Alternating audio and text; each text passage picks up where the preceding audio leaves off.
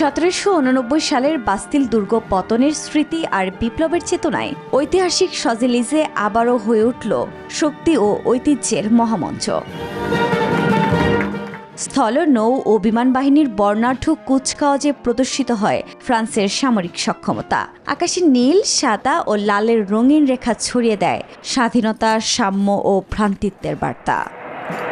ওদের স্বপ্ন পূরণে পাশে থাকতে পেরে আমরা গর্বিত।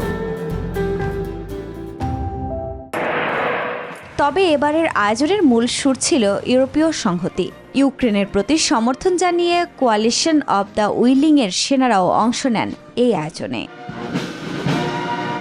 প্রেসিডেন্ট ইমানুয়েল ম্যাক্রোর বার্তা, নিরাপত্তা ও গণতন্ত্র রক্ষায় আরও ঐক্যবদ্ধ হতে হবে ইউরোপকে। বাস্তিলের পতন থেকে আজকের ইউরোপের নিরাপত্তা চ্যালেঞ্জ 14 জুলাইয়ের উদযাপন মনে করিয়ে দিল ইতিহাস শুধু স্মৃতি নয়, ভবিষ্যতের পথ চলার প্রেরণাও।